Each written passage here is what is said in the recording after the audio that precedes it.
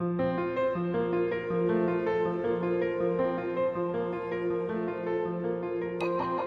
is Inner Healing Paths podcast. Here we discuss the healing of the mind, body, soul, and spirit through a variety of different paths. We have emotional and spiritually minded conversations centering on ancestral healing, psychology, astrology, yoga, meditation, magic, and indigenous spiritual practices of the world. I am your host, Rosales, and I am so happy you are here. Welcome.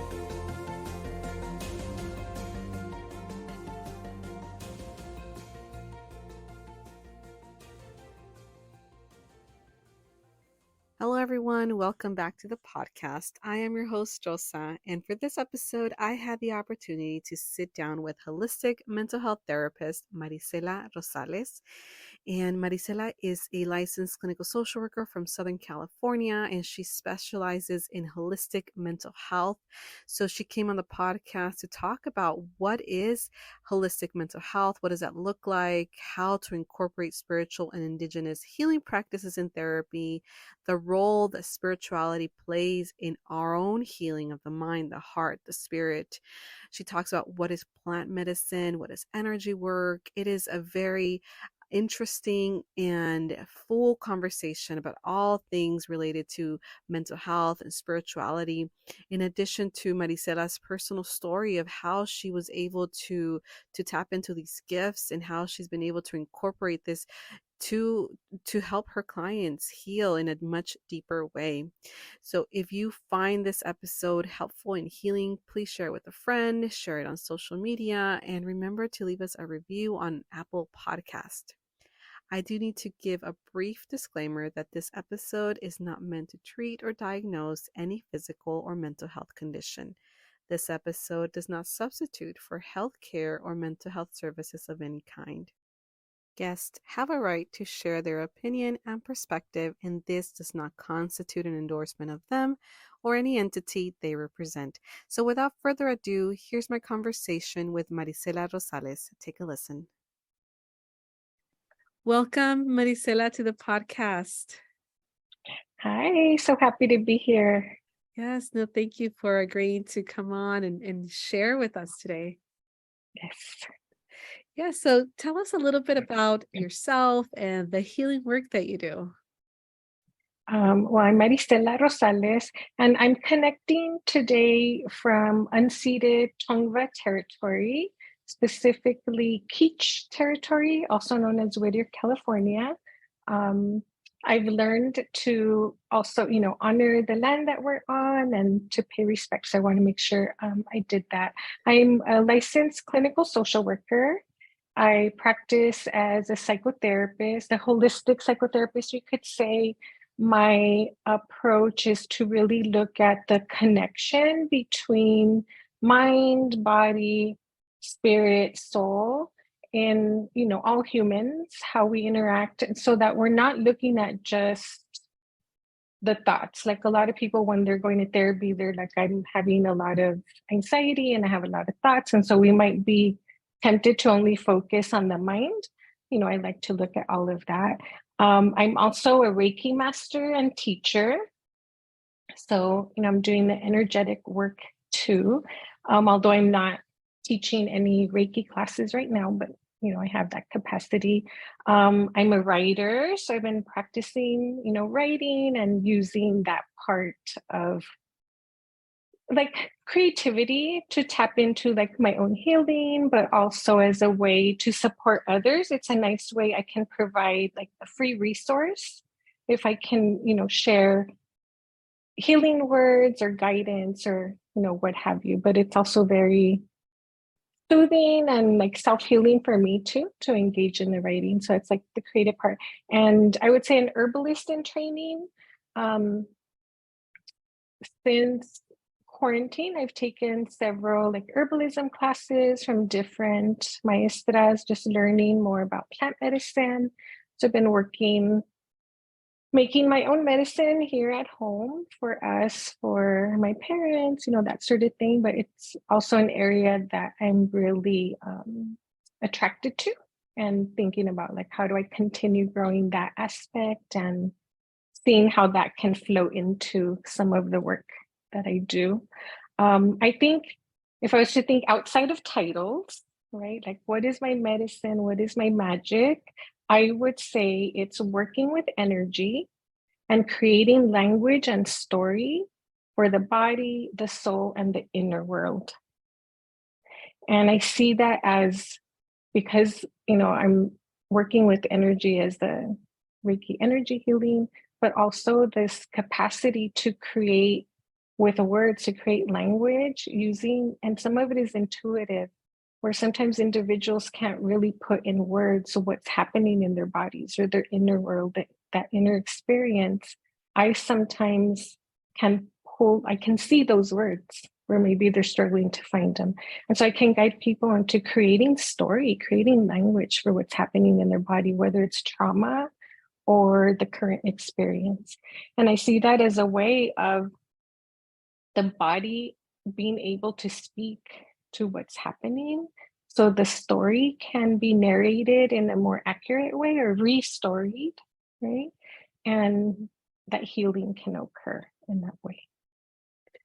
Thank you. Thank you, Marisela, for sharing that. And I feel that so many of the things that you shared about yourself and the work that you do, it just resonates with me very deeply, just because, I also like to, to incorporate and have that more of that holistic approach. And I'm curious about the way you have put together all these elements, and really, this is what it is to be human, right? Is the mind, the body, the spirit. That's who we are. Mhm, But I think that we're so used to compartmentalizing things mhm, that when we have someone that puts it all together, it's just such a just like fresh air, right? It's not very common. And how did that process unfold for you? How did you have you always been this more of this holistic therapist, or has it evolved alongside with other factors or other elements of your own experience? yeah. There's a story there. So no, it wasn't always um where I'm coming from. Like I started in community mental health right out of grad school, and I was in a birth to five program, home based. So I was going to people's homes, working with, mostly it was mothers. It was rare that the parent was a dad, or that there was a second partner in the home. Moms with little ones from newborn all the way up to about age 5 or 6. And as I was working with a lot of moms from there, kind of rolled into also pregnancy. And what I started getting curious about was trying to see this connection between where trauma started and where it started and where it ended. And it's just like this cycle, right? I'm seeing the baby, but through them I can see mom. And if I'm looking at mom, I can see, kind of go backwards and see like her as a child.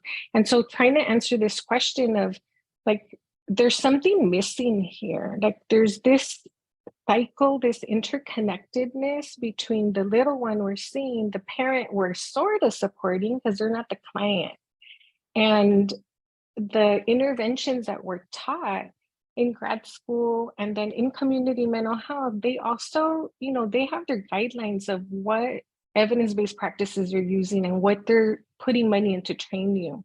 And although they're good practices, it always felt like there was a piece missing. Early on, I couldn't quite put my finger on it, but I could see like this isn't completely getting the whole story. Like there's more here.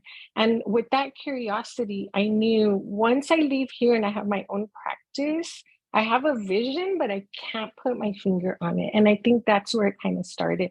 So in my own practice, I knew I wanted to work with Latina women, with mothers. I had expanded to where now it was working along issues of pregnancy, postpartum, pregnancy loss, life transitions, and starting to see other little layers that were popping in. What I started seeing was a disconnection just from a really solid and grounded sense of self.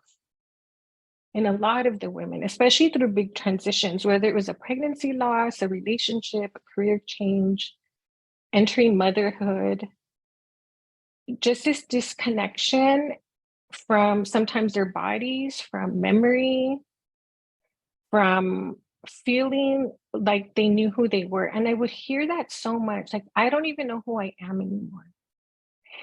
And so there, a lot of, the people pleasing, just not being really rooted and grounded in themselves. And again, I'm seeing like I have all these beautiful tools. I've spent thousands of dollars and hours learning every technique I'm told is supposed to be, helping in these situations, but something was still missing.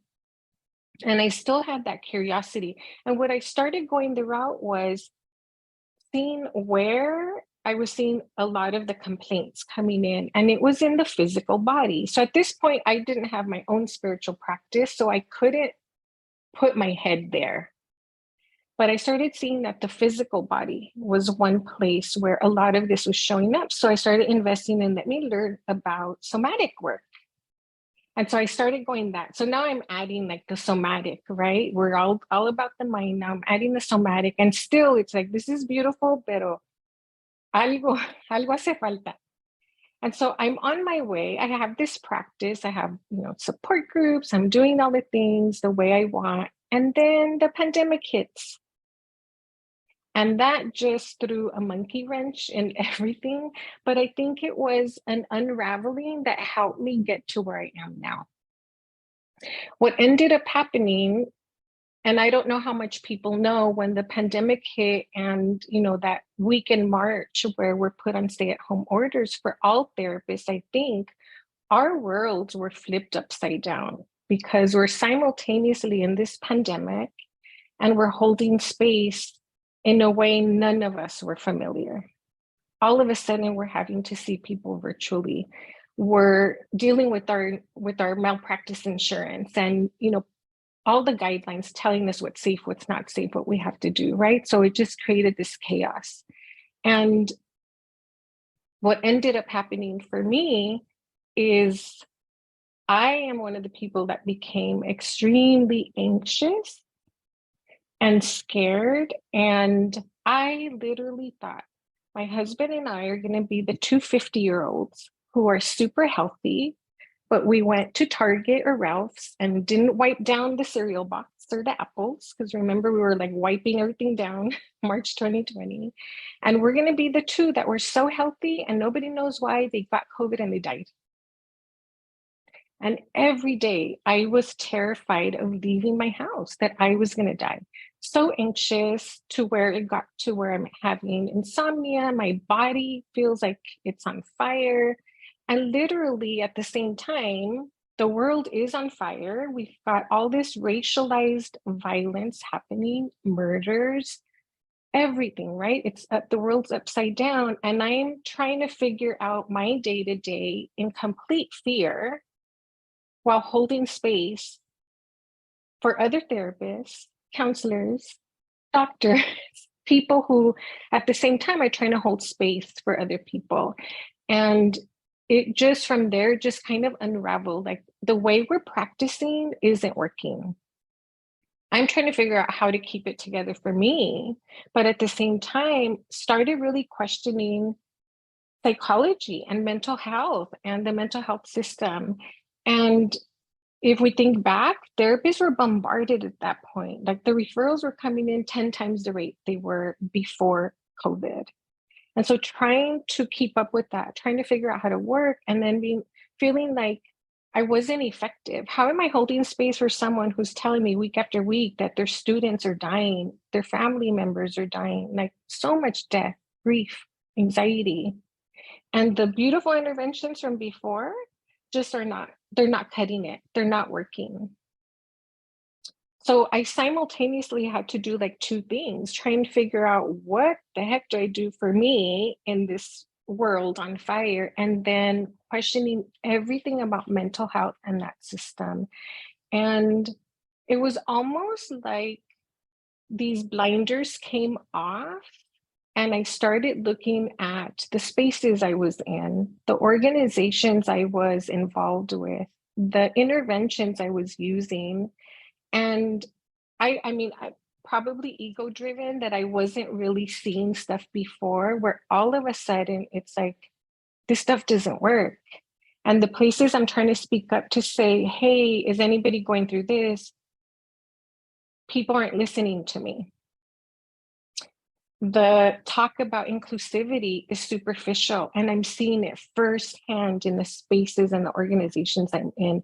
So that kind of created a need to unravel even more.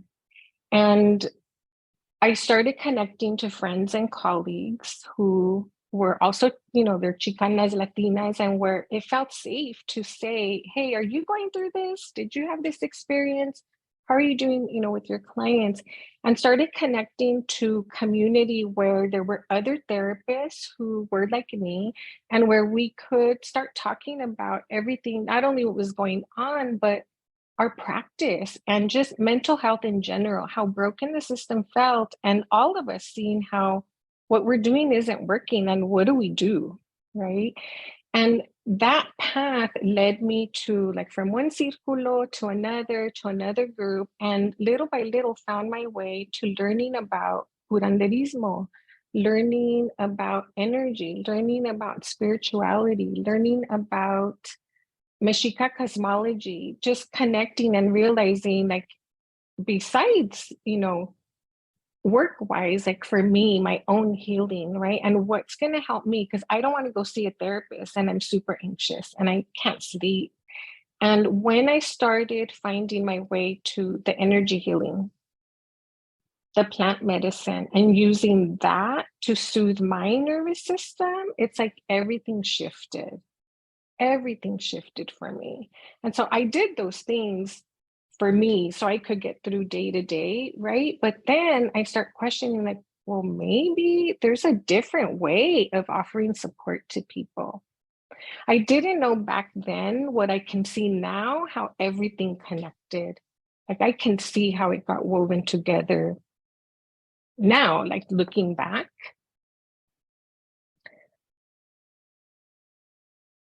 So I I just started learning everything I could, right? And as my nervous system was able to settle and I no longer felt like I'm gonna die, which took a while, but once I felt safe and I could fully engage, like, now I'm doing yoga, now I'm meditating, now I'm getting Reiki healing sessions almost every day. And I'm practicing, on others. And this getting a new rhythm and pace to just day to day for me got to the day of, like, I can't do therapy the way I was doing it before. It no longer works for me. I can't see the work that way anymore.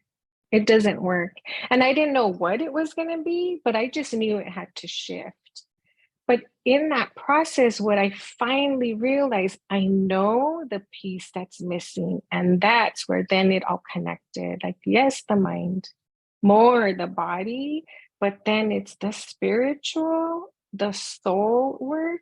That's what was missing. And the more and more I spoke into that, like, we need to have all this together. Plus, like, if we're a person of color, if we're Latinx, Chicanx, like, what about our family stuff? What about the cultural, right? How are we weaving that in? Because it's so fragmented and separate. No one was bringing that into my therapy sessions, probably because I wasn't asking. I wasn't even right in that space. And when I started being curious and tell, like, with clients, like, what would happen if I ask, or if I start sharing, all of a sudden people are telling me all sorts of things. Because then I'm sharing, hey, I learned this new thing.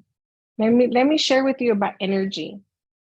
Or let me share with you, people are bringing in a whole lot of stuff. What ended up happening too was that in the process of getting trained with, some of these different elements and starting to play with energy and play with earth medicine, I discovered that I was intuitive and that I had these skills and tools, gifts, whatever we want to call them, magic that I didn't even know I had. So all of a sudden, I'm like, my hands can move energy. My hands just touching or hovering over anything, a person or a thing, I can pick up info. I can know things about people without knowing. I just know, right? Yeah, that is such I mean, it sounds like your story was like a spiritual awakening. And Mm-hmm. alongside of your own personal spiritual awakening has been this expansion of yourself as a therapist, and that title, that role has expanded now to not just be a therapist, but to be to like you said, to work with energy and to connect with your intuition and to use this and all of this that you've discovered about yourself and energetically to help you in your work with others and your healing work with Mm-hmm. others. And I think it's such a powerful and profound story. And it's such a way that I think so many folks can relate to that, because I firmly believe that anytime we expand professionally or in the work that we do with others, usually there is a correlation with what we have going on with ourselves. Usually, the more we heal, the more capacity we have for others. And that eventually leads to a growth and an expansion of our abilities. And especially when it comes to spirituality, I think that can only grow and expand, especially if you're nurturing. And it sounds like you're nurturing now this side of you, the spiritual side of you, and it's just expanding not just to your personal life, but with the clients that you work with, and expanding to you said the items that you touch. It just seems like you're so Mm-hmm. connected to this other world that we don't see with our eyes, but we can very much feel. Yeah. Yeah, Yeah. so beautiful. I have a question. So you mentioned earlier about the sense of self, and so many of the folks that you work with come in telling you, I don't even know who I am. And as you know, as a therapist myself, and just in my own journey, this is something that is very, very common, especially with trauma survivors. um a lot, because of the trauma, sometimes we do lose parts of ourselves, right? It's energetically, spiritually, our personality, our psyche. And over time, it does feel like we don't even know who we are anymore, right? Especially we're so Mm-hmm. ungrounded, so dysregulated. How in now in this approach that you have with spirituality, how do you help folks, or the women that you see, how do you help them integrate this to be for them to feel like, I know who I am, this is who I am, and I love who I am? How do you help folks get to that place, or what are some of the tools or elements that you bring to help someone recover and be able to feel like they truly know and can feel the true essence of who they are? Mm-hmm. And it's a process. I think, I'm thinking of like clients I'm working with now or have worked with. We start at like the ground, just at the root, right? And if we think about someone who's feeling disconnected from, and nobody comes in saying, hey, I need support because I'm disconnected, right? But that's a connection we make. Most people are coming in feeling like they're not feeling their bodies. And literally, where some people are so busy, and so much in their head that they are go, go, go, go, so that they don't have to feel. Like that's how people are showing up, right? I'm so stressed and overwhelmed because I can't stop. But when we start to unpack that, it's like there's so many thoughts. Maybe it's memories, it could be trauma. Sometimes it's just mindless thinking, but their head is full of thoughts or worry. It's go, go, go, go, go, to do, to do, to do. And what many people will say is, I keep super busy, and they'll start to identify with that. I'm just a type A, or I'm just a super busy person. I have a lot of energy. But a lot of times, what's really happening is this is a trauma response or survival mechanism. If I can stay super busy from the moment I wake up until I drop in the bed, then I don't have to feel my body. I don't have to feel emotions. I don't have to remember all the things, right? And so it's coping. And so where we usually start is I start with guiding someone and how to feel comfortable in their own skin. So we have to develop the tools, right? The skill, the capacity to tolerate feeling emotion as it comes up. And, we do that slowly so we can titrate back and forth. But if you can't feel your own body, how can you have high self esteem and feel like you know who you are, right? You have to feel safe in the vessel. So, feeling safe in their body, tolerating emotion, learning. And that's why I say, like, my work is about helping people put language to their body, learning how their body communicates to them, because your body's communicating all the time. But can you hear it? Can you hear the ways, the sensations, the ways that your body communicates? I'm tired, or I'm stressed, or I'm freaking out, right? So teaching them to slow down so they can start to learn how their body communicates, learning the tools to regulate their nervous system so they're not freaking out. So then we can go to emotion. Then we can start going to, so what is your body really communicating, right? What is the memories that are coming in? What is the trauma that's living in your body? And a lot of times, this was my case too, the grief that I realized I was holding in 2020 was not necessarily about the pandemic. And it wasn't even mine. It was grief I inherited because of trauma and loss that wasn't even my mother's, my grandmother, great grandmother, right? What's in your body? What's stored there? And so the beautiful thing is I bring in the energetic. And so it's not just the somatic practice like we learn, right in our therapy interventions, but then energetically, we can go there too to clear out some of this that's stuck there. And are you incorporating the energy aspect from the very beginning with a client, or are you waiting for your clients to be a little bit more grounded, more connected to their body, bring in the emotions and then the spirituality? How do you navigate that? How do you integrate spirituality? All of it. We Mhm. we do, and so I'll talk about the energetic work is kind of separate, but the mind, body, spirit is from day one. From day one, we are connecting all of them. And I let people know from day one, we are going to talk about all the things, and no matter what they're bringing up, we're connecting it to all aspects. Because if there's a disconnect in one area, it's going to trickle into the others. It has to be integrated and connected to all, right? And so, depending on where they are and what their spirituality looks like, that's how we're weaving it in. And if somebody wants to just go to the analytical and just go to the brain, that's fine. We're going to mention it, but then I'm interrupting and we're like, okay, but then this too. And I'm bringing them to the other areas. So it's from day one, because for me, at least the way I practice, I feel like if I don't do it from day one, it's easy to go back and I'm just doing the cognitive work. And we're just analyzing over and over and over, and we never address the body, Right. Yeah. No, right? absolutely. And I think it's especially from a holistic approach.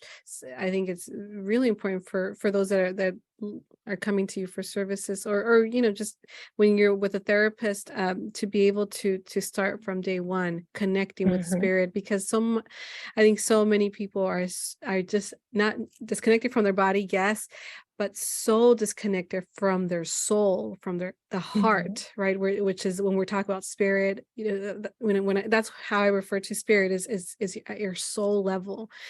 Um, and I recently talked to a lady. She's going to be on the podcast a little bit later, but she talked about having a shamanic approach. That's how she uh I guess that's how she identifies her therapeutic approach. She doesn't call herself a shaman. She just it's just more of that shamanic approach, because she's bringing in that element of the soul and the spirit, Mhm. in addition to the mind and in addition to the somatic resources. How do you see yourself in terms of how, when it comes to your spiritual approach? Would you say it's more like energy? Is it like more curanderismo? How would you I guess describe your work with at that soul level, at that Mhm. spirit level? That's a good question. And it's even the titles is something I've been like questioning and playing with. Like, how do we title ourselves when we're shifting into this new type of more holistic work, right? That's including the Mm-hmm. spiritual. And so, what I would say, I think a good way to describe the work would be I have the psychotherapy on one side, and you can just go straight psychotherapy, which I am not there. That no longer resonates, right? I'm not going to just do CBT because I'm bringing in that spiritual, but making it real clear too. Then on the other end, we have our curanderas, our shamans, our healers, our medicine women. And I am none of those. I am not initiated. I cannot call myself any of those. So I'm in this middle space where I'm creating something new. And I don't know what the name of it is. The Marisela method. I don't know. It's something, new. But I think the way we can see it is that it has elements of the things I have learned. And so my work does have elements of curanderismo. It has elements of shamanism too. There are elements there. There are elements of earth medicine and plant medicine, right? And I think that's how I see the spiritual, right? Yeah. It's all of those elements, Yeah. but I don't quite know. I mean, I wouldn't call myself a shamanistic therapist or a curandera therapist because I don't think that fits. Yeah. But I do say it's soul work. That's how I see it. It's soul work. Yeah. And I always say the core is that self connection. It's that self connection because that's how I'm visualizing the entry point to all this work.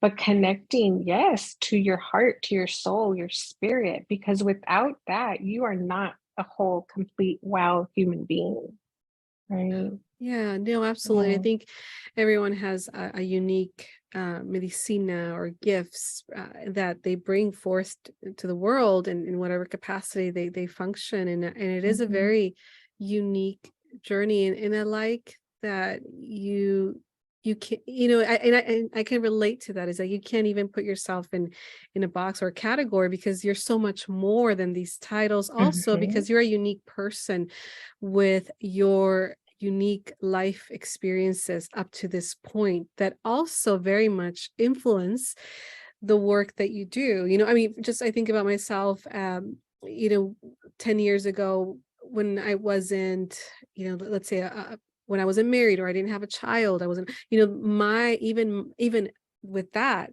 change in life, getting married changed me, right? As a Mhm. therapist, having a child changed me as a therapist. I mean, of course, as a human being, but I'm talking a professional role. Mhm. It also changes you. So it's very hard to say this is what I am when you're constantly evolving and learning, and Mhm. not just learning because of life experiences, but learning, like you're taking classes and you're training with different teachers and maestras. So you're still evolving. You're very much on this process. So I Mhm. think so many people can relate to that journey and that yearning, I should say, of wanting to experience it and to know more, because I think the more you know, the more you realize how much there is to know more Yeah. about, right? How little we the more you know, the more you realize how little we know, and you want more. Absolutely. Yeah, well, thank you for sharing that. And I was wondering about, you mentioned plant medicine, and if you don't mind, just very briefly, I know there's a lot of folks that don't really see, or see that more compartmentalized, in terms of plant medicine versus going in for healing, for trauma or mental health. How do you how do you connect the two, if you do, or how are you starting to incorporate that in your own healing journey, specifically plant medicine, and what, or maybe I should start, sorry, maybe I should start with what do you What is it? what is plant medicine, Yeah. and then we can go from there. Yeah. Yeah. Beautiful questions. But I think you're bringing up a really good point that we compartmentalize everything. We make Yeah. everything be separate instead of Hmm. seeing how interconnected everything is. And I think that's part of the teachings, right? When we start learning about curanderismo and connecting to like our ancestral wisdom, we start learning how interconnected everything is, right? So plants are medicine. Plants are medicine. And how I see it. So I think maybe what will help clarify is how I see my medicine, my gifts, my offerings is two different routes. One is the therapy, but it's a new kind of therapy, right? It's holistic, it's bringing in the spiritual, but it's still within the realm of therapy and the little box that we're in, because we have parameters, we have guidelines you have to stay in, right? But as much as I can within those parameters, making it unique and bringing these elements. And then what I am blooming right now, what I am creating that is coming solely, like you said, it's intuitive medicine. I can't call it therapy because it's so much more. It's coming from the intuitive, and there's no manual for that because it's coming solely through me, through my ancestors, my spirit guides. However, I'm, getting this info from the maestras, all the teachings. But in this space, this new space where what I'm saying is they're healing sessions. They're not therapy, right? They're healing sessions. I have the capacity to weave, to braid together the pieces of psychology that do resonate for me and do work and do make sense. And that includes a somatic, because I absolutely love working with the body, right? But I get to weave in there all of the spiritual and energetic practices that also resonate for me. And that includes working with plants. Plants are energetic beings. They're energetic beings. And they have medicine at the energetic level, whether we are working with a flower essence where we are not even touching, right, the actual plant, or we are consuming the plant, should it be, un tecito or however we're having it, right? There is energy there. And so I see the plant medicine is part of my energetic work. And so when I started learning and taking classes on herbalism and started practicing making medicine, everything shifts there too, because now it's not just mindless, I'm making tea. It is thinking about connecting intuitively, what is the medicine that I'm needing right now? And of course, if we learn, we have books, whatever, take classes, then you have that catalog in your head of what plants, the energetics of what plant is going to help with that thing that you're needing, right?